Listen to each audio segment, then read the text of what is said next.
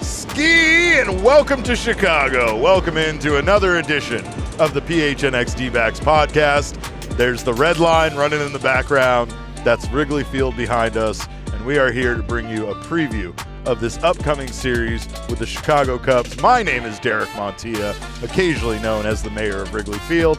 This man next to me is my vice mayor and your thunderstick, the one and only Jesse Friedman. What a week, pal. What a week. Here we are. Look at us. Who would have thought? Not me. Not me. Shout out Murphy's Bleachers because man. This is probably the coolest on-site show that we've ever done. Probably. Possibly by a fairly wide margin. I feel like I could reach over and touch Wrigley Field from where we're at, and and we're going to have our audio interrupted by trains. So you can reach over and touch the train. I'm going to reach over and touch the trains, but of course we thank you guys all for being here so much. Of course, we are very excited, of course, not only for this upcoming series at Wrigley Field with the Cubs, but we're very excited about what we just saw, as well as the second half, right? We just saw the All-Star game in Texas. We're ready for the Diamondbacks to get rolling on their second half of the season. But before we get into all of that, I did want to get your thoughts. I know you haven't had a chance because this man's been very busy covering the All-Star week from the inside while we were on the peripherals covering the red carpet and basically just trying to catch home run balls at the Derby. But what were your thoughts about everything that we saw in Texas overall? Yeah, I mean, I think the All-Star game was a lot of fun. It was fun getting to talk with Tori after that and Cattell.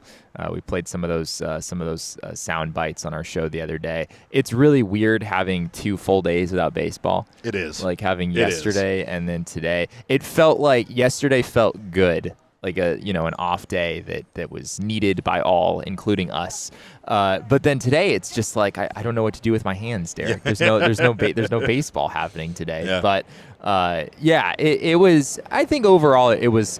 I mean, it was certainly fun for us to be there. We have our critiques of certain things about the event as we discussed. The home run derby did feel like a bit of a dud on Monday as we discussed at length. It did. The Futures game still just doesn't get the shine that I think it probably deserves, being on Saturday while there are a bunch of games going on and only being 7 innings long. It still just doesn't really feel like much of a marquee event. That didn't sit well with me. Like, these aren't minor league or these aren't little league kids, right? Like, we don't need to cut the game short compared to what they normally play it. Like, let them go out there and have the full 9 innings. It reminds me of what I was saying about the high school kids in the home run derby. If you are going to have 2 high school kids determine who is the who is the home run hitter, you're having a competition between these 2 kids.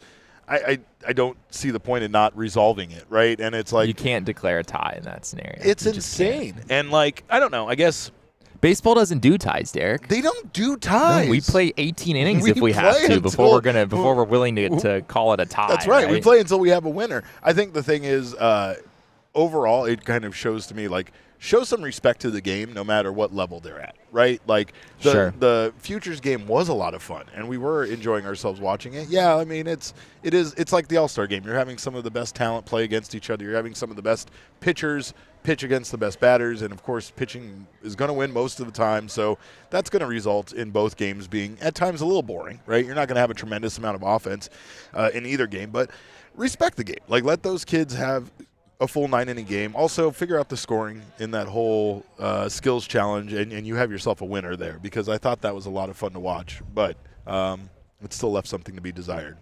What did you think of the red carpet event? I mean, that had to be like right up your alley, right? I mean, you were in heaven. I absolutely loved the red carpet event. Okay. I loved it for so many different reasons, right? Like, I don't know if I don't normally pay attention to this event, but it felt like this year in Texas they made a bigger spectacle of it. You know, they built like this little saloon for the guys to come out of. Yeah, it was nice. Yeah. You know, most players had not only their spouses or their significant others with them, but they had members of their family with them. That was really cool. Ketel had his whole family with him. They were all looking dapper. The little ones might have looked the most dapper. They might have stole the show from Ketel's, robe tie cinch thing that he had going on in his suit. But I think that's what it was. Torrey being there with his boys, they all had, they flashed us the inside of their suits. They all had the same interior lining. Like there's just a lot of, I don't know. It's a lot of personality displayed on the red carpet. I was amazed by the access. I was amazed by how cool it was for fans that showed up to that, right? Like that's something as a fan you might not think to show up. And some people got their baseballs signed by Ellie De La Cruz and Shohei Ohtani and all of that just by standing and being in the right spot at the right time, right? So one person got their ball signed by Shohei Ohtani, right? Yeah. It was a publicity stunt, but I'm not even sure if that was a real fan. It might have been a plant, Jesse, for all we know. But the red carpet event I thought was a really cool way to kick things off, and again to honor these guys. As much as we complained about Ketel not getting his shine, that's the reason why, is because these moments, you got to think of a sport, and again, this is me doing it from a pro wrestling perspective, right? You got to think of a sport like pro wrestling a little bit, where you need to build your stars. That's what MLB's job is to do. When you have a guy that plays baseball really well, your job is to make them into a star, give them that publicity, and it doesn't matter if they play on the goddamn Nationals or the Brewers or the Diamondbacks or any of the other markets that aren't L.A. and Chicago and all of that other stuff that gets all of that attention, right? So that's what I feel like is great about the Home Run Derby, even when they said it lacks star power. I agree it lacks star power. It did. But it also lacks star power in the aspect that those stars, those big stars, can put over, again, another wrestling term, they can put over the younger stars, right? If we have a situation where Bobby Witt Jr. beats out a legend, now Bobby Witt Jr. is the man in a way, and a lot of people are going to all of a sudden start talking about him. There's a lot about the All-Star Weekend, I feel like, that is about growing the game and the publicity behind growing these guys as superstars. The same could be said, though, about the Futures game and about the other things that they do if they paid, if they put that much work into all of it. However, I did love this week. This week was incredible for me. If you are a baseball fan, and I think, I brought up your comments about it. I don't think you were on the show when I did, but, you and I talked about how great it is to see just fans of every team just in bars and restaurants and everywhere you go. Yeah, it's true. Because we're so used to, at least I feel like I'm used to seeing just a lot of NBA jerseys and a lot, NFL jerseys just seem like I don't even really notice when I see things like that in various public places, because those are the sports that kind of control the narratives in this country, right? Baseball, you definitely see baseball jerseys every now and then for sure, especially, the biggest franchises. But this was really fun, just, hanging around in various places in Dallas, and everywhere you go, it's just a bunch of people who were there for the All-Star game. I wish we lived in that reality, Derek, where it was like that all the time. I don't know if we're ever going to get to that place. We want that culture. We want to live in that culture where baseball is the biggest sport. But that is the fun part about All-Star Weekend. Again, it's just this celebration of baseball, right? And now, 100%. Here we are. It's a great way to move into the second half of the season, and obviously, the second half of the season is tremendously important for the Arizona Diamondbacks. It was great to have Ketel and Torrey a part of this, but now the team has to kind of put all of that behind them and try to kind of stay hot. I mean, I guess you could say they were fairly hot as the first half started. They got to stay hot here in Chicago against these Cubs at Wrigley Field. But we do have some big storylines that we need to discuss in regards to what the Diamondbacks second half is going to be all about and what people are going to question about this team. I think the biggest question right now is, with the way this team is playing, with the contributions from guys like Gilbert Diaz and Ryan Nelson, what is this team going to be when they get all of their starting pitching back? What are they going to be when Merrill Kelly returns and Erod finally pitches for this team in the regular season? I assure you, he is a real person. Again, I know there's questions about that. But, get Merrill Kelly, to get Jordan Montgomery and Erod all back, this team is on a roll, and they are playing good baseball. Theoretically, it feels like their biggest weapons still are in the shed in a way, right? They haven't even pulled out their biggest pitching weapons, and I mean that could really solidify that this team is on their way to a playoff spot. I mean, today's July 18th, right? And I'm just so fascinated by the question of what will this roster look like on August 18th? Right. Like, what does this roster look like a month from now? Is Merrill Kelly on it? Is Eduardo Rodriguez on it? Are they shoving? Are they struggling? Because people aren't going to give it a lot of time, right? I mean, especially Merrill Kelly, people will give him time. But Erod will have a very short leash before people jump on the exact same kind of thought process as Jordan Montgomery, which is, man, I mean, this guy is a failure. Why did we sign him, right? I mean, it was a 4-year contract, so whatever he looks like, D-backs fans we're kind of stuck with it. He's not going anywhere anytime soon. But I mean, also from the trade deadline perspective, right? Like in a month from now, the trade deadline will have passed, and at that, on August 18th, we'll know what this team does. And there's a lot of things that are going to be determined about this baseball team here just in these next few weeks. So, other questions that come to mind for me, Jordan Montgomery is a really, really big one. We expect to see him at some point on this road trip. Torey Lovello has said that. We don't know exactly when he's going to start. We still don't have probables for this weekend series against the Cubs, which we're both a little bit angry about right now. But tell us. Stop playing these games Maybe with it'll us. come through during the show. We'll keep an eye on that. But Jordan Montgomery is probably going to return at some point in the road trip. At least that's how things are trending right now. And it's not just a question of him returning. It's a question of how effective he is. And it doesn't really sound like this knee injury had anything to do with the struggles that he had. But, maybe being away from pitching every fifth day in the majors, maybe there's something about that allowed him to figure some things out, or maybe something clicks and he winds up returning looking like a little bit more like the starting pitcher that the Diamondbacks thought they were getting. You know what I think about with this kind of situation isn't necessarily that the injury that he is suffering might be the reason why he was struggling, but I think it's good for him to have a reset.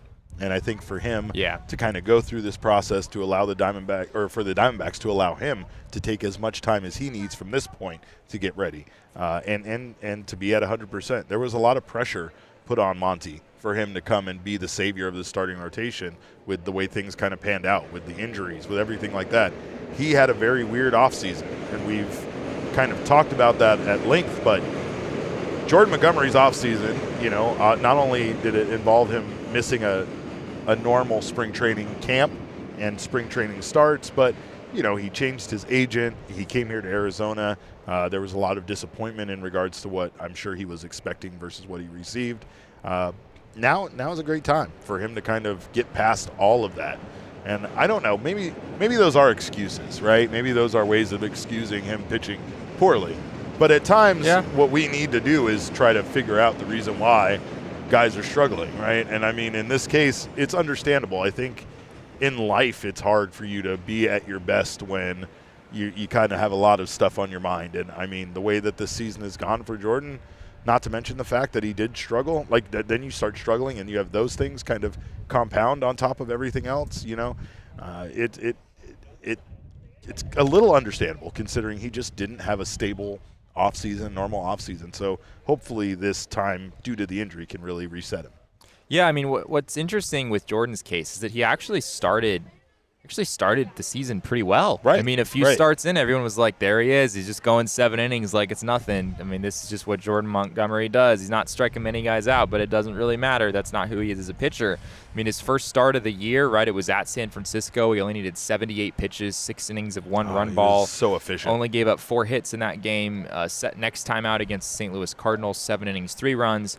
And then there was an ultra clunker against the Dodgers, 3 innings, 6 runs. But that was, people will remember, that was the day after the B game. Montgomery was supposed to start the night prior, and then the Diamondbacks wound up pushing him off just because of how weird of an offseason he had. They wanted to protect him, so they had him start the next day instead. And he was absolutely not good in that game. But then the next time out, he goes 7 innings, 2 runs, and you just viewed it at the time as kind of a 1-game aberration where he's going to be fine. But in the couple of months since then, he just obviously has not been nearly as good. So that's going to be a big factor in how the Diamondbacks fare in the second half of the season for sure. Sticking on the starting pitching front, another question for me is Zach Gallen, who did not finish the first half of the season particularly well. 3 consecutive starts that were all subpar from him. I think we still expect Zach Gallen to be Zach Gallen, and he'll probably be fine. He feels like a much safer bet than Jordan Montgomery for sure. But he's another guy that is a really big part of this team, and they're going to need to get him going here in the second half as well. Well, and Zach Gallen, I mean, when we saw him return from his injury, it was like, hey, there he is. There's the old Zach Gallen. Yep. Kind of what you're describing in a way with Jordan Montgomery. Like, we were patient with Montgomery in the beginning of the season because we understood what he had gone through, and we weren't expecting him to be, at his best out of the gate, but we did see him look his best a few starts in. Zach Gallen looked amazing after coming back from injury, and now he's kind of slid, and his last start was kind of a disaster, right? But, yeah, again, with Gallen, consistency is kind of his main attribute, his ability to kind of have a bad start but bounce back from it and not really stay in a rut. We know – I don't know if there's a single pitcher in baseball that, even at their most elite of the elite of the elite, that doesn't every once in a while have a string of 2 or 3 starts where you're like, man. Yeah, what's wrong with him, right? And that's why I'm not at all putting Gallen in the same category as Montgomery or the other starters. It's a totally different situation, but it's concerning. He's really important. He's really important, and he has a 3.87 ERA, which is not bad by any stretch of the imagination, but it's not quite what you're expecting to get from a guy like that. Well, and of course we know how important pitching is, and right now it seems like the Diamondbacks have just struggled all year long to find consistency. In fact, that's why Yolber Diaz has been like a godsend to this team because he has been incredibly consistent in a very small sample size, but still, like, you kind of look at a guy like him and you start to think he's going to cause problems in a way,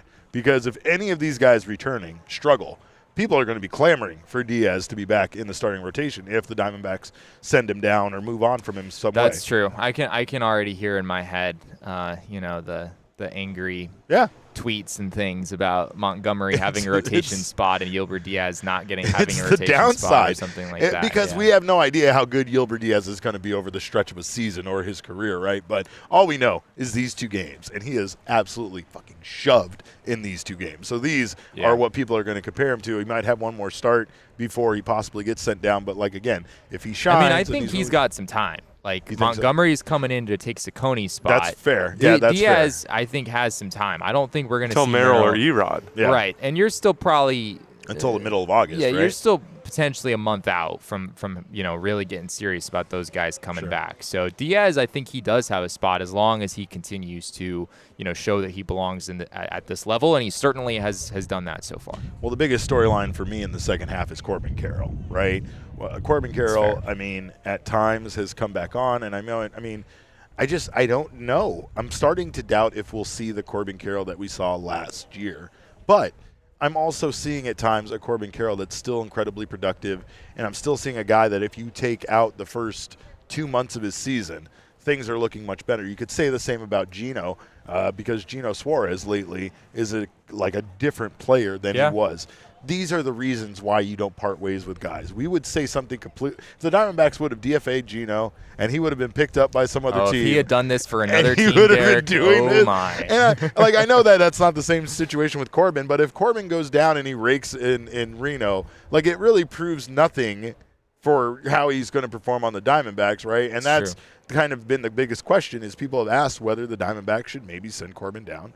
But, I think that you're still getting so much out of Corbin at times that you can't really measure everything he does, because in this game he makes a great defensive play that kind of saved a run. This game he got on base from a walk, and even though he was 0 for 4, scored 2 runs, and those 2 runs were scored in part. It's not like it wasn't just an RBI situation. He stole second, they made a bad play, he gets the third, and then a batter gets him in. That's Corbin Carroll being Corbin Carroll, and that is what he adds to this team, and he's going to always add that. You never know when Corbin Carroll can add a tremendous amount of value. So even at times when he does struggle, it's kind of worth it, I feel like, to get what you're getting out of him. It's just the lack of consistency when it comes to Corbin. Yeah, at this point, we're 94 games into the season for Corbin Carroll. He's probably going to play about 60 more games this year. He had an 868 OPS last season. For him to finish this year with an 868 OPS, he'd have to have a 1,200 OPS the rest of the season. We can pretty much put to bed any conversation about Corbin Carroll replicating the season he had last year. It's not going to happen. He's not going to hit 20 home runs right between now and the end of the year. It just isn't a realistic situation.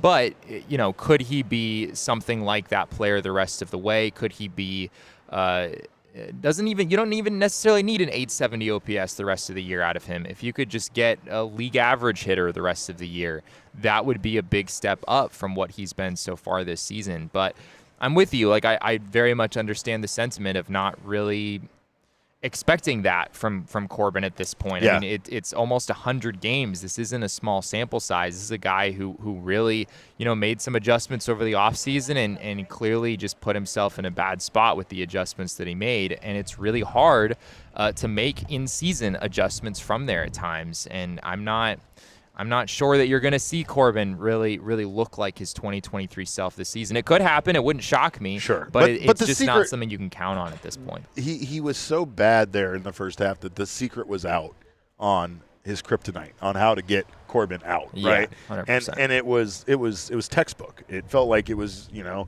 you throw a high fastball in the strike zone, you throw something high and inside, you throw something, you know, there was a literal, you know, fastballs up. That's it. Fastballs up and in. You know basically. what I mean? Yeah. And so, like, it was good to see him, especially hit that home run on a fastball up and in. Yeah. And it sends the message that that scouting report may no longer be accurate on him, right? Which then causes that predictability, right? When you can predict how easy it is to get a guy out, when you can predict how, like, wow, he really struggles with this. Look at his numbers all season long against a high fastball. It's easy. You go out there, your game plan for that one guy is a simple, you know, check mark, you know. But Corbin is one of those guys that what he did the best was find a way to get on base. And I mean, his power obviously isn't going to be what it is last year, but I think the rest of his game for the rest of this season could very much be there, right? And I mean, especially now that you got a lot of guys returning, you have Corbin going back to playing, you know, a right field, a little bit more natural of a position for him than center field. I think things are going to work in his favor. I think we'll see Corbin start to look. I feel like we've already started to see him look more like himself. Yeah, we've started it. It just has come in waves. And, I mean, you look at his last 7 games. I mean, he's slashing 250, 345, 667. Like, that sounds pretty good.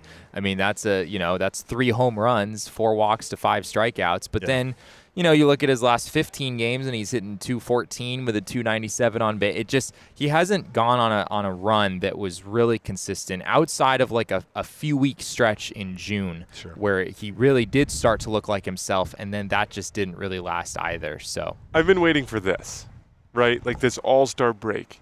I mean, you know, I throw this out there in the Discord all the time. Progress isn't linear, especially in a sport like baseball. Very true. It's so hard in a game where you're making tons of adjustments.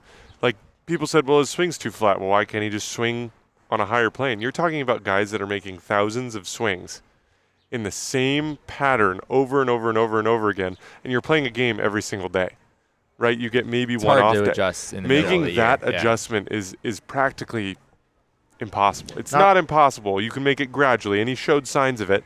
But not to mention the fact that if you do improve, it doesn't necessarily mean that it's going to lead to better results. Correct. So, like, what does he do with this week?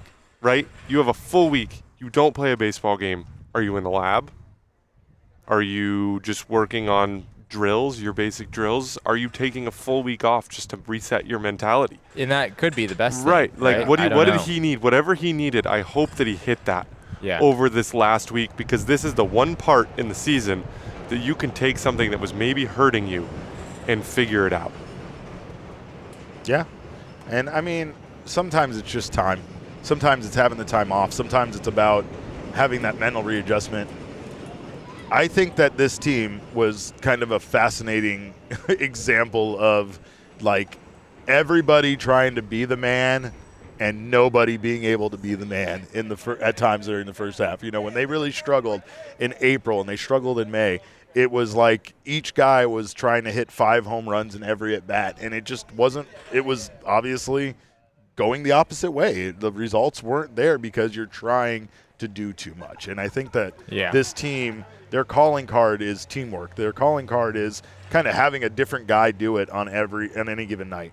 Even as much as we say guys like Ketel and Christian Walker are you know, the true superstars that get it done for this team, They're not. I mean, it's the last year when you looked at games, it was everybody. Like, Gabby was a hero this night. Alec Thomas was a hero this night. Like, that's what this team's true identity is having these guys be able to count on each other and kind of do it as a team. And I think that if Corbin can just a little bit kind of let that pressure alleviate off of him, that he has to be what he was last year and he has to be the superstar on this team, I think he can get back to putting up those superstar numbers without all of that pressure, right? I think pressure has been really bad for this team this year, and I think that goes for the starting rotation. I think it goes for a lot of guys. The expectations were high, the injuries were numerous and significant, and you didn't really have guys responding, I think, well to the situation. Are you saying the expectations versus setting a standard rhetoric in spring training that maybe didn't do its job? I'll tell you, you could. Here's what I will say. Torrey understood what he was trying to do with that. It just didn't work. Yeah. Torrey was trying to make sure that these guys didn't now feel these expectations and have it turn, because that's what in baseball can turn things south, right? You had a great season. Now the expectations are you're going to have a better season. And that just doesn't happen in baseball. It's so rare that a player continues to get better and better and better each season as their career goes on, right? And the same could be said about a good baseball team. I mean, we were looking at the Chicago Cubs lineup, the lineup card. They have it here at Murphy's from when they won the World Series. Yeah. And we were kind of laughing about how, like, when you look at that lineup card, it's not like it's a bunch of studs. Hey, thanks, man.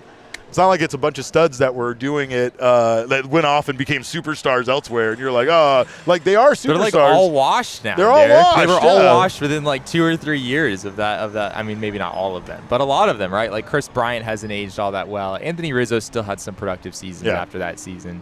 But, not exactly on a Hall of Fame trajectory or anything like that, as people maybe thought he could be. But it's because that's baseball, right? It's like the expectations might have been there that they were going to go on to do all sorts of great things. But the reality is it's a very hard game. It's an extremely hard game. And more than anything, it's hard to be good at it for a long time, consistently year after year, right? So the Diamondbacks, the one thing that they have going for them is that they're a bunch of young guys that, like, this growth, even those struggles, it's part of getting better and understanding that is part of the game. And I think that you can, like, disguise the word expectations and call it whatever you want. You can call it azaleas or whatever these flowers are by it. You can literally call it, happy, joy, fun time. It doesn't change the fact that it's expectations. That's what it is at its core. So if you want to talk about setting a standard, I get it, where you set a standard that you expect to be a solid team every year, but guess what word I just said there, right? Like, the expectations are going to be there when you do something as cool as get to the World Series and then go off in your in the free agency and add to the team. It's not like the Diamondbacks lost a bunch of players to free agency now that they're good and made a World Series. They just added to it. So by math, which you're a fan of, they should have been better, and they weren't. Yeah, I mean, I don't even really think that the expectations from last season are weighing on this team necessarily. I mean, like, who on this team who was here last year has fallen well below the expectations that you had for them? Corbin Carroll, in my mind, is really the only guy. I mean, Alec Thomas has been hurt basically the whole year. I mean, he hasn't played all that well when he has been on the field, but that's just an injury. Merrill Kelly is just an injury, right? Zach Gallen, the numbers aren't quite as good, but they're pretty dang close to the same, and he just came back from injury himself. Jake McCarthy's actually been a lot better. Gabriel Moreno, maybe a little bit of a step back there, but based on his recent surge, he's been basically the same player. But see, you are talking about... I love Gabby. Don't talk about Gabby. But he's talking about recently. I'm talking about when they struggled. I'm talking about Lourdes, Gabby, Corbin. Like, these were the guys that I'm talking about. These were the guys that now the offense was falling on them to be better than they were last year, and they weren't. These were guys like Lourdes was good right hot out of the gate for a little while there, and then he absolutely struggled. Corbin, not good at all during the beginning of the season. Gabby, another guy, was not good at all at the beginning of the season. So, like, yes, you could say that, and I get where you're coming from, but there's still expectations, right? Gino gets brought in as their answer to third base. I mean, there are expectations on him in his own mind to be that for this team, and he wasn't, right? And, like, again, he seems like the kind of guy that, like, wants to just have a good time and play baseball and just enjoy yourself. But it's very hard to do so when you feel like you're not holding up your end of the bargain, especially when a team went out and acquired you and brought you in to be the answer to one of their, like, oh, we have one weakness and you're our answer to that weakness, and then he doesn't work out. I mean, but at this point, Gino has a 90 OPS plus, which is basically what all of the projection systems said he was going to have. I hate you so much. Like, you're literally talking about today, and I'm talking about that's the whole season. May, 90 though. is the entire season. I'm talking about May, though. But sometimes having like a sometimes the season that you expected a player to have doesn't mean that they're going to be that player the entire way. They might really struggle out of the gate and then figure it out later on, or vice versa. But right? I don't know whose expectations you're talking about. I'm talking about the players themselves and the fact that they struggled for 2 to 3 months. Gino just now got hot at the second half of June. Like, that's a long time to struggle. That's True. a long time to have people call for you to literally lose your job, for you to finally turn things around. But the point being is that you get past that, because it's like a lot of things in life. You realize, like, you're down, but you're not dead, and you can fight back. And that's what kind of is happening with this team. This team got knocked down. They got back up. And lately, at least over the last, month and a half plus, they've been playing some good baseball. And that's the difference. Yeah. Is more what I'm talking about is, like, how those early expectations can kind of overwhelm you. Sure. You come in and you're expected to be this, that, or the other thing, and you're not. And then it just kind of grows. It kind of I don't know. I mean, it just kind of gets bigger, because the more you struggle, the more you're trying not to struggle, and the harder it gets to get out of that hole that you're in. But I mean, all of this really leads to the biggest question of the second half, which is, what are the Diamondbacks going to do at the trade deadline? Yeah. Are they going to be a good enough baseball team that they can just proceed on, add to this team, try to go out there and do what they did last year? Or will something happen over the next 2 weeks that kind of causes them to maybe stand pat, or even potentially move some pieces? Yeah, that is a big question. We'll be digging into that, of course, here over the next 12 days. I think we're 12 days away from the trade deadline as we record this, which is pretty wild to think about. I think the D-backs are probably looking at a left-handed reliever. We've mentioned that in the past. Buster Olney from ESPN was on Wolf and Luke earlier today and mentioned Diamondbacks having some conversations around that. Certainly no surprises there. But even the D-backs being aggressive buyers at the trade deadline, I don't know exactly what that entails. As people keep saying, like, really what with this team improving at the deadline, I mean, you can get a lot better just with Merrill Kelly, Eduardo Rodriguez, and Jordan Montgomery coming back off the injured list, right? Yeah. Especially if Montgomery winds up being a little bit better this time around. So it's not a team that needs a whole lot necessarily at the deadline other than just to get healthy. But, does the team look at adding a starting pitcher? That's one area that they could actually, I think, make a fairly significant move if they chose to go down that road. We'll kind of see how that develops here over these next couple of weeks. Well, of course, that definitely, I mean, it feels a little drastic to be like, they're gonna all of a sudden, like, it's gonna be so bad over the next 2 weeks that they're gonna be sellers, but they are right there, right? Like, I mean, they're right there on the edge that if things don't go their way over the rest of the month of July, I mean, they could be in a bad position. So they kind of have to fight here, and they have to kind of stay relevant. And that is a good way that this team has reacted, right? Because we did kind of hear that, like, the team was aware that this could be a buy or sell situation, and we really did see these players kind of fight back here over the last 2 weeks and really show that they're a good baseball team, and this is kind of more of what we expected to see out of them. Yeah. Perdomo mentioned that after one of their last games leading up to the break, that we want the front office to buy. We want the front office to believe in us and make some investments. And they're in good position right now. Like, if the trade deadline were tomorrow, the D-backs are buyers. There's no question in my mind. But yeah, they're one game out. I mean, if one game turns into 3 or 4 games out by July 30th, then yeah, the conversations might look really different. So it continues to be pretty important how they play here over these next 12 days. Well, we thank you guys so much for being here. Shout out to our guy Evan for being here. We appreciate you so much. We thank you guys for being here on the PHNX Sports YouTube channel. If you haven't subscribed to the channel yet, do so now. Sign up for notifications. That way you don't miss whenever our shows go live. Of course, drop us a like. Gabby loves when you drop us a like. Lourdes loves it. I think Corbin loves it. Everybody loves it, let's be honest. But I love it the most. Of course, if you're listening on the audio podcasting side, make sure you subscribe on your favorite audio podcasting app.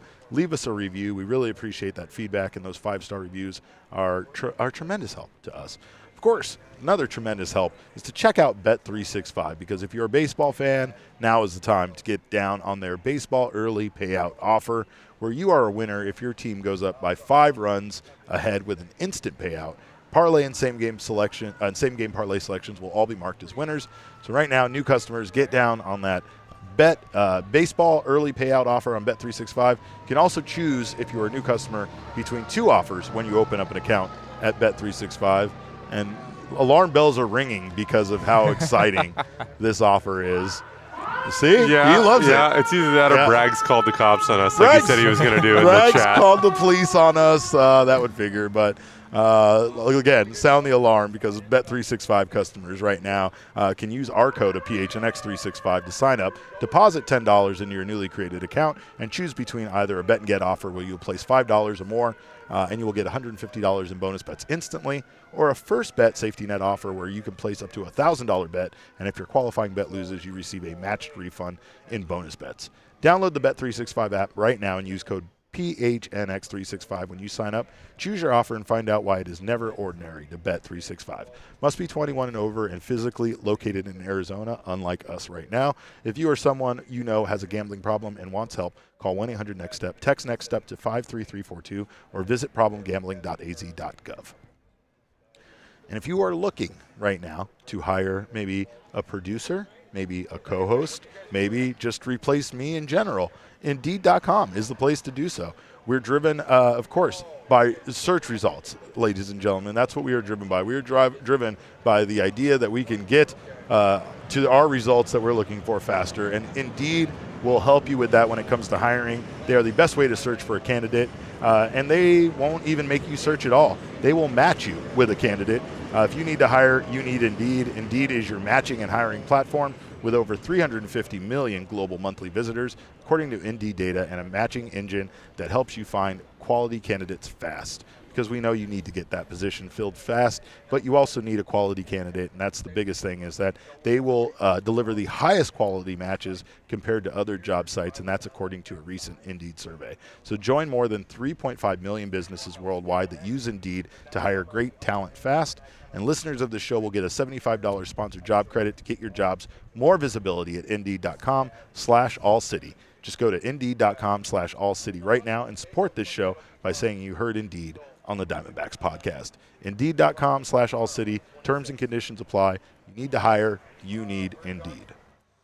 Well, we did want to talk about our power rankings for this week, but Jesse, I know you had a very special breakfast with Rob Manfred and Tony Clark, and as we discussed, the men could not be just one-on-one, Derek. No, they could not be in the same room at the same time because they would fight each other and they would throw things at each other. It was just you. I think you called them Robbie and Tony. Like, that was a really weird thing. I wasn't expecting to hear that from you, but we kind of touched on it the other night when we were doing our post All-Star game show. But what else did they have to say about what things they discussed in impacting baseball? Yeah, this was the BBWAA breakfast that happens with both of those guys every All-Star break. I got to hear from each of them for about a half an hour. And we touched the other day on the ABS challenge system and some of the developments there. It sounds like that Major League Baseball is going to, or at least considering, testing out the ABS challenge system in spring training next year, in which case the challenge system could be brought to Major League Baseball as soon as 2026. So that could happen, but it also very well might not happen. Rob Manfred did not sound particularly bullish on that necessarily being the case, so we'll kind of continue to monitor that. A few other topics of discussion, Derek, some pretty interesting stuff. One of them was the possibility of trading draft picks, which is something that you can do in other sports. You cannot do that in Major League Baseball right now, right? You can trade the competitive balance picks, but you can't trade any of the other ones. And it would make, you talk about trying to make the draft a little bit more exciting. One way to make the draft more exciting is if we just have some trades happening that day potentially, or leading up to that day. Well, that impacts baseball, I think, a lot, right? That impacts parity in baseball. The one thing about baseball that I do love is how you can mortgage your future for a player that you think is good now or is great now, and then they come over and then they're mediocre, and you trade away a player that now ends up being the hottest star on another team. Like, I don't really think you see that as much in other sports necessarily. Like, maybe, I know they trade the draft picks, but I just don't think, like, baseball has, like, I guess the higher ceilings and the lower floors, if you will. It just feels like at times you could make that mistake, and then a guy comes over and is completely mediocre, and the draft pick you traded away ends up being, Zach Gallen or something like that. Like, we're still thinking about that whole St. Louis Cardinals situation with once having both Alcantara and Gallen as their pitchers in their minor league system. Yeah, it just looks different in other sports. Like, trading the farm in the NBA is trading, 5 first-round picks for Kevin Durant or whatever the Suns did in order to make that happen. So you're not trading like young assets. You're not trading prospects, because that's not really how the NBA works. There's the G League, but that's it's obviously very, very different. That trade did include McHale and Cam, but those are proven NBA guys, even if they were young. That's true. Yeah, that's true. But a lot of times in the NBA, you see teams trade for really good players, and the primary return for those really good players is just draft picks, not even necessarily like talented young up and coming players. Right. So yeah, it's so fascinating to me to think about a world where in Major League Baseball you could trade picks. Part of Major League Baseball not allowing this up to this point has been that they want to keep teams from doing dumb things. They just don't. I guess they just don't trust certain front offices that will leave unnamed to just trade away 15 of their 20 picks or something. So yeah, it would feel really dumb if a team went out and traded literally half of their picks in a season. Or White Sox like would do that. The Chicago White Sox would absolutely do that. Well, I don't think they would. It would benefit. It would benefit the elite teams. Right, it would give the Dodgers, the Yankees, the opportunity to steal a Luis Robert away from someone like the White Sox, exactly. Right? It would give them more ammunition to use to acquire good players if they're not really all that concerned about the future. So there are some interesting ramifications for baseball here. I think you can make an argument that it helps those teams more than anyone else. But I guess on the flip side, the team, if it would help the team rebuilding faster. It could help. If you had several extra picks in the first few rounds, if you're a rebuilding team, then that's an asset for you as well. So is the pool that they have to spend going to be impacted by that? Because I feel like if that's the case, then that might not work out, because you might not have the money, the signing bonus. Yeah, that's a good question. I would hope that you would get the pool money with the picks if you were on the receiving end of draft picks. Because you get the pick, but screw you, figure out how to sign all those guys. Yeah, exactly. You would have. Yeah, I'm sure that the pool money would come with the pick, so your bonus pool would be adjusted based on whatever picks you received. But I think it would be interesting. It would be another thing that baseball could add that would add some intrigue to the sport, and it might be chaos. It might result in certain teams doing outrageous, idiotic things. But bring me the chaos, Derek. I love it. No, I like it, because I think honestly, baseball really. They do at times try to get teams to stop from doing dumb things, but then they also let what's happening in Oakland continue to go on, and that's as bad for that franchise and as bad for baseball as anything else going on. So you got to be all in or all out. You either take your hands off and let the franchises run themselves, even if it involves them running themselves into the ground, or you keep it involved in a way. But I don't know. I think that baseball does too much kind of overseeing of some of this stuff. Speaking of which, We also had the schedules drop today. All the schedules dropped around baseball. We did, There's also yes. a little breaking news. I don't know if you guys have seen this. No, what do you got? What do you got? The Tampa Bay Rays are getting a new baseball stadium. Oh, they are. Oh, interesting. It was voted and approved upon during the show. 5-3, St. Petersburg, Florida, $1.3 billion stadium. Wow. They're doing it in St. Petersburg? Yep. Oh, man. Oh, that's a terrible idea. It is St. Petersburg. Yep. It was flying around through. Yep. St. Petersburg City Council voted 5-3 in favor of the new Rays Stadium. Wow, 5-3. That's close. We have the Athletics moving to Sacramento, and now they're on the schedule as Ath, and I hate that. I don't like that they're on the schedule as Ath. But the Diamondbacks do, speaking of which, open up their season next year against the Chicago Cubs at home at Chase Field. So that's a lot of fun that we're out here to find that out. But the Athletics situation in moving to Sacramento, how is that going? What were Rob Manfred's and Tony Clark's feelings on that? Yeah, it was a question was asked about the weather, of course. I've seen some people posting like weather comparisons between Sacramento and Oakland this time of year and questioning like, why on earth are we doing this again? It's 107 degrees in Sacramento while it's 74 in Oakland. And we're like, are we moving this team the right direction? Are we sure we want to do it this way? Yeah, we're moving it towards spite, Jesse. This entire situation seems built on spite now. Yeah, but Rob was specifically asked about, playing day games in an environment like that and the health and safety concerns for players. Tony Clark, I believe, was asked about this as well.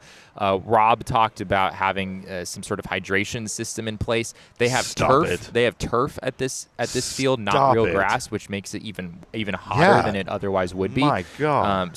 He talked about some sort of hydration system that would kind of cool the playing surface before games started.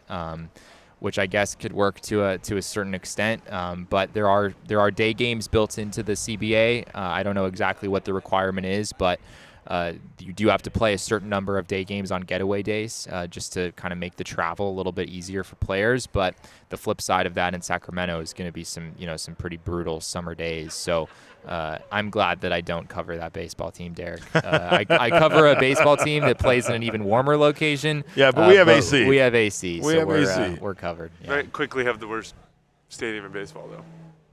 No. Very quickly. No, that's not true. That's never going to be true. Not as long as Guaranteed Rate Field exists. Are you saying that Chase Field is the worst stadium in baseball? That's what he's saying. Could get there soon. Yeah, I mean, this Sacramento thing might be. I mean, it's a nice AAA park. That's temporary. I'm not considering that. Like, I'm talking like long term here. I mean, we're talking. It was already considered bottom 3, and if Tampa Bay is removing the Trop from that equation, I don't really know it was considered bottom 3.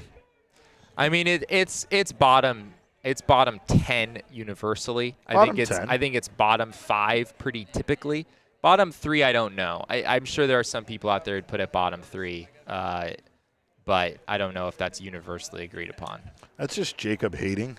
That's Jacob hating. I mean, you're talking about the fact that we went to a great stadium in Texas, in the Frisco Rough Riders. It was. It was quite possibly the best stadium ever. Ever. Yeah. So forget top 3. Top 1. You guys are ridiculous. I'm pretty sure you guys legitimately liked the Frisco Rough Riders Stadium better than Globe Life Field, though, right? Yes. Yeah. Well, because Globe Life Field doesn't have a concourse that's outside in the wilderness with beautiful trees, nor does Globe Life Field have a lazy river that I could get into in a swimsuit, That's fair. But one thing that you also wanted to bring up was the sport betting penalties in regards to I know that we've had quite a few players, including Diamondbacks' Andrew Saalfrank, get into trouble due to sports betting. Yeah, that was a topic of discussion as well. If this is just the tip of the iceberg, the suspensions that just happened, or kind of where Rob sees this going moving forward. And he made the point that a year-long suspension is a pretty dang significant penalty. That's a pretty serious thing, especially for major league athletes who have spent their entire lives sacrificing so many things in order to get to this point.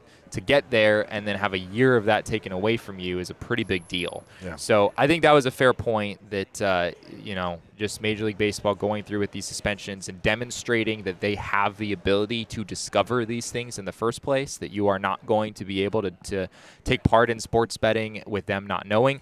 Although I guess there could be, I don't know how many other situations there are like this that MLB hasn't discovered, but they've at least discovered a few of them. So it'll be interesting to see kind of how that goes moving forward. Another topic of discussion was players receiving threats. That's obviously a pretty big deal. That's insane. Yeah, because, I mean, obviously it's bad enough with fantasy sports, right? Fantasy sports, people lose their minds and say outrageous things to people on social media. And that's when they have, $20 on their league with their friends. Yeah, and it's still it's still a 3-month process where you're only going to win $100 if you win the entire league. Like, these are in some cases people that have lost hundreds and hundreds of dollars on a parlay, or thousands or more than that, and again, they lash out, and it's unfortunate that people have that outlet, that ability. Like, that's the thing that wants to that's why athletes don't want to be on social media, stuff like that. It really is ridiculous when people do that. But there's also a safety concern. Like, people could really take this to a dangerous level when it comes to athletes. 100%, yeah, and this is a concern that certainly the union it's important to them. It's important to MLB as well. I know that Bob Nightingale a month or two ago wrote a really good story where he got comments from players who have received threats based on sports betting that people have done, and it's really scary stuff. Like, we're not just talking social media. We're talking about guys in the on deck circle just having. Someone's raining down on them about their parlay because they're not going to be able to get their 2 or 3 hits or whatever it is they need. So it's really tricky stuff for Major League Baseball. I'm sure that really helps with their performance too, knowing that your same game parlay result relies on them getting 2 singles or more tonight. It gives them a lot more motivation to succeed. Yeah. They showed up that day with no motivation, but because they know that Jake in the front row, his parlay is dependent on them. Now they're really going to dial it in and do their best. So shout out to all the people. Harassing athletes, hurling those threats. You're doing a lot of good for society, for sure. I knew that there was a problem with society when someone sent me a death threat on Twitter over saying that a poster for the Aquaman movie was bad. That was when I was like, you know what? Maybe we don't need to have this direct line of communication with each other. This seems excessive, but hey, to each their own, right? And speaking of each having their own, we have our power rankings here for Major League Baseball. So we're ready to talk about essentially who finished the first half best. And I guess while it's meaningless, let's take a look at our power rankings. The Philadelphia Phillies, of course, stay absolutely on top. They do have the best record in all of baseball. They're playing some really good ball. They had a lot of guys on the All-Star team. There's a lot of positive things to like here about the Phillies. They have a plus 118 run differential. They are 6-4 in their last 10. I guess that's the only thing is the Phillies have kind of finally slowed down a little bit, and they don't look as unbeatable as they did at one point during the season. Yeah. A little bit. They're still, they're 5-5 in their last 10 games. They won 3 out of 5 going into the All-Star break since we did our last power ranking, 62-34 on the season. The Phillies, to me, still feel like the steadiest team in baseball. The team that going into the trade deadline, genuinely doesn't really need anything. Although I'm sure they will make some moves anyway, maybe in the outfield. But yeah, there's a good-sized cluster of teams there with the Orioles and the Yankees and the Guardians kind of all in the same position in the standings. Sure. None of those teams playing all that well heading into the break. Both the Orioles and the Guardians lost 4 out of 5 going into the All-Star break. The Yankees have really struggled lately, although they've kind of come around here over the last few days. They're fighting with the Orioles, by the way. We got to see a bench clearing in that. By the way, I'm getting eaten on my ankles by mosquitoes. Is that why I feel so itchy? If people were wondering why they keep seeing me go down to my lower extremities, it's because I think Craig Morgan sent an entire horde of mosquitoes to come bite me. He's really mad at me for talking about how great the weather here is in Chicago. But we had, like you said, all kind of clustered together there. The Braves, the Diamondbacks managed to split the series with the Braves there, and they looked pretty good in doing so. It really felt like the Diamondbacks, obviously, based on the one game blown by Paul Sewald, the Diamondbacks were in a position to take 3 out of 4 against the Braves, and that's pretty good, especially after they won against the Dodgers and the Padres prior to that. The Dodgers are a team. We've got them at number 6 right now. Did you say the Dodgers are a team? They are a team. They are a baseball team. They do exist.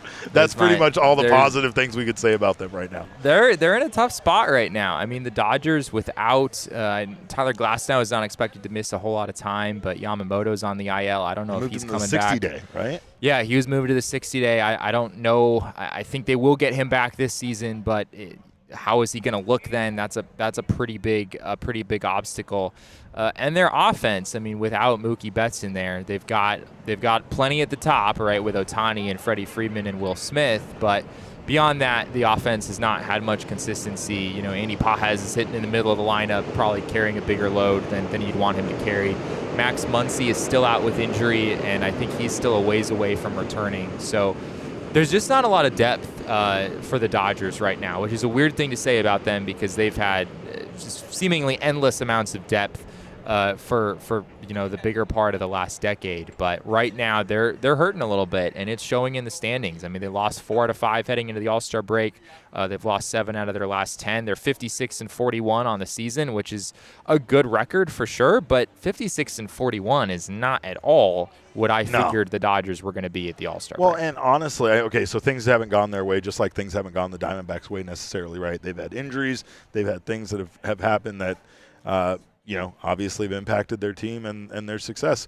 But, like, they don't look so crazy now going out and getting as many pieces as they did, because this team would be – like, imagine if they didn't get Ohtani. Imagine if they didn't add Yamamoto. Yeah, that he's injured, and that's part – but, I mean, like, this team could look very mediocre just based on a couple of injuries, and that's the reason why the Dodgers did what they did. They wanted to ensure that their team – couldn't slide into mediocrity even based on injuries and other things happening. However, they're going through it right now. It's kind of like what I've said about the Diamondbacks a little bit. Like, the Diamondbacks experienced what they did early in the season, but it's kind of serendipitous that it happened then versus like some teams where it's happening now and they're losing potentially some of their star pitchers and players for the rest of the season. Like, the Diamondbacks at least are going to have time to get these guys back and have these guys be able to help them try to get a playoff spot as we wrap things up. Dare I say they're catchable if the Diamondbacks get hot?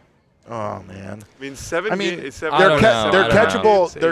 They're catchable in the aspect that I think that they could play some mediocre baseball, and if the Diamondbacks kind of play out of their minds, then yes, but I don't think that should be a focus. D-backs have the 22nd hardest schedule in baseball for the second half of the season. Yeah. It's manageable. They're 7 games behind the Dodgers going into the second half. I mean, I think that the Dodgers are still – like, right now the Diamondbacks, I would probably say, have a better active roster than the Dodgers do, or at least it's very, very close. But once the Dodgers have more waiting for them on the IL than the D-backs do. And the D-backs have a lot waiting for them on the IL, but the Dodgers have, a couple of the best pitchers in the league. Honestly, more than a couple of the best pitchers in the league. I don't know if we're going to see Kershaw or some of the like guys that they have on the IL right now. I hope we do. But Mookie Christian Betts Walker's not afraid. Bring Kershaw back. But like Mookie Betts coming back to the Dodgers, I mean, that's an enormous lift for their offense when that happens. Yeah. So. It wouldn't shock me if the D-backs could gain a little bit of ground here, and maybe we have a day that comes where they're 5 games out or something. I mean, that feels like it'd be within striking distance, but this is like they could get 2. They could get within 5 games. That's totally reasonable. Taking the vision, that's crazy. But anyway, that's kind of how I feel. But who knows? We'll see. I think the one mystery component to all of this is, who the hell is this Diamondbacks team even going to be when they're back to 100% health? And who knows if they'll ever be at 100% health. But who knows who they'll be once their starting rotation has Merrill Kelly back and Eduardo Rodriguez and Jordan Montgomery. We don't know. And we don't even know if that, honestly, we don't know how things are going to change for this team as things progress, because Yilber Diaz, he's going to give them a hard decision to make at one point. So we'll see. But this Diamondbacks team has a lot. I think there's a lot of hope, a lot of positivity around what this team could potentially be, more than some other teams in baseball, and that's what makes the Diamondbacks exciting to watch, definitely in the second half. Yeah. And Jesse, even though Brewers rounded out our top 10 power rankings, the Diamondbacks are right there. It's hard to put the Diamondbacks above some of these other teams that are in a much better position with a much better record, 10-plus games above 500, things like that. But the Diamondbacks realistically would probably fall in here right around the 12th or 13th team. Something like in the that. Power rankings, right? Yeah. I guess we list all these guys off, all these teams off. I don't think we did. Maybe I'll do that real quick. We got to the Dodgers and then just were like, whatever. Then there's the rest. Yeah, then there's everyone else. So we have Phillies 1, Orioles 2, Yankees 3, Guardians 4, Braves 5. It feels like there's kind of a split between the Guardians and the Braves in terms of tier, at least with looking at their current records right now. The Guardians have several games on the Braves there. And then the Braves, Dodgers, Twins are all in a very similar spot record-wise. Those are our number 5 through number 7 teams. We've got the Astros at number 8, who we continue to be pretty bullish on, even though they're only 50 and 46. They're up to a plus 49 run differential, and kind of feels like they're about to go on a nice run in the second half and maybe even win the AL West, because that's what they do. The Red Sox are 53 and 42. We have them at number 9, and then the Brewers are 55 and 42. We have them at number 10, and I continue to be skeptical of their starting pitching, and that has caught up with them a little bit here over the couple of weeks leading up to the All-Star break. They lost 7 out of 10 heading into the break. Still a pretty healthy plus 79 run differential there, but I'm not sure I see Colin Ray and company continuing to hold things down in the Brewers rotation. After them, I think the Royals I would probably put above the Diamondbacks if I were doing power rankings beyond that. Maybe I don't know. The Cardinals I'd probably put below the Diamondbacks if I were doing going a little further here. So I think it's just Royals, and then maybe the Seattle Mariners. That's the other team that comes to mind. I might put the Mariners ahead of the D-backs right now, but it's pretty close. Well, it is a beautiful day here in Chicago right now. Of course, we both have on our Shady Rays sunglasses because the sun, no matter what state you live in, is trying to kill you. Don't believe what the sun has to say. The sun is trying to kill you. So fight back with a great pair of Shady Rays. Shady Rays is an independent sunglass company that offers a world-class product. They have shades with durable frames and crystal clear optics, not to mention hundreds of styles that will fit your exact style. Make sure their style fits your style. That's what's important. And Shady Rays has lots of different styles to offer. They also have the most insane replacement plan in all of eyewear, where they tell us if your shades ever go missing or take an unexpected hit, don't sweat it. They will get you back the very next day with no questions asked, a brand new pair of Shady Rays. If you don't love your shades and you get them online, you can exchange them for a new pair or return them worry-free within 30 days. There's no risk at all when you shop. Their team always has your back with personal and fast support. So exclusively for our listeners right now, Shady Rays is giving out their best deal of the season. Head to shadyrays.com and use code PHNX for 35% off polarized sunglasses. Try for yourself the shades rated 5 stars by over 300,000 people. And, of course, we are on the road. We are on the road here in Chicago. Big shout-out again to Murphy's Bleachers for giving us this amazing spot. This is absolutely we don't deserve this kind of location spot, right? No, we deserve to be just in front of a brick wall somewhere, but we are here in the shadow of Wrigley Field. Of course, when we are on the road, we always make sure to stop by Circle K, and you should too, whether it's on the road, when you're on a car trip, when you're on a road trip, or when you're flying, make sure to stop by Circle K, pick yourself up plenty of snacks for your trip, and do not sleep on the Circle K branded snacks. They are incredible. You can also fill up your car for cheaper at Circle K if you join the Inner Circle for free by downloading the Circle K app today. Terms and conditions apply at participating locations. Visit CircleK.com for details. But you will save 25 cents off per gallon on your first 5 fill-ups when you join the Inner Circle, and then you'll save 3 cents per gallon every day after that. And Circle K already has some of the cheapest gas you can find in Arizona, so make sure to sign up for the Inner Circle so you can save even more. We are here, obviously, because the Diamondbacks are taking on the Chicago Cubs here for a 3-game series this weekend. We're also here just to mess with Tori, you know. Like, Tori already gave me a hard time about the All-Star game, and there's no way he's going to believe that I'm also here in Chicago. But this is a really important series, right? The Diamondbacks and the Cubs are kind of in a similar position. They're both on the outside looking in on the playoff picture a bit. They both had a pretty nice run going into the end of the first half as far as, some wins. The Cubs were on a 5-6 game winning streak there.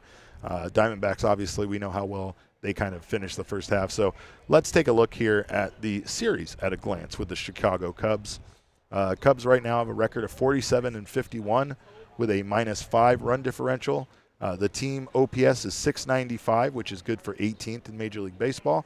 Starting pitching ERA is pretty damn good, 3.67. That's top 10. They're 9th in baseball. Yeah. Relief pitching ERA is 4.01, which is 16th. And then they're outs above average defensively, -1, which is tied for 17th. Yeah, the Cubs. The Cubs' offense is not particularly great.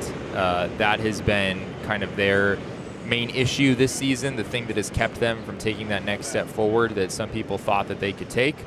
You look at some of their hitters this year. Michael Busch enters the second half with an 823 OPS. Seiya Suzuki an 813 OPS. Ian Happ, wow, I'm actually a little surprised looking at this. Ian Happ brought his OPS all the way up to 810. He must have been very, very hot coming out of the first half of the season. Beyond those three guys, though, there just isn't a ton of offense here. Cody Bellinger is hurt. Mike Tauchman is also hurt. Nico Horner has had just sort of a mediocre season offensively. Dansby Swanson has not hit really at all for the Cubs this season. He has a 632 OPS coming into the second half. So the offense is not really there for them, but the pitching is really what has kept them afloat. As you said, their starting staff with an ERA that ranks 9th, Shota Imanaga, a 2.97 ERA, Justin Steele, a 2.71. Jameson Taillon has also really bounced back nicely this year with a 3.10 ERA. So we don't know who's starting in this series yet, which continues to be frustrating. I'm sure that Justin Steele will pitch one of these 3 games. I imagine that Shota Imanaga will pitch at some point in the series as well. We don't know exactly what those days look like, but this is a big series, Derek. I mean, the Cubs are a team that played really well finishing up the first half. I don't think they're necessarily done. I don't think they're going to go into the deadline and sell necessarily. It kind of depends on what happens over these next 12 days.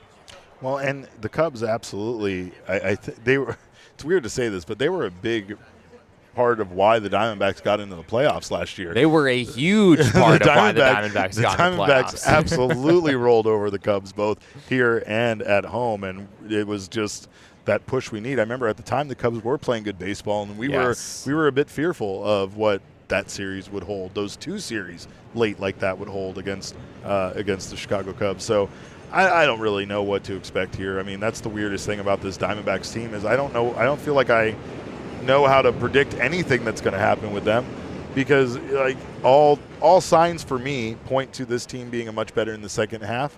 Once those pitchers return, once they get that lift from starting pitching, once the bullpen isn't as taxed and they don't have to rely on those guys day in and day out.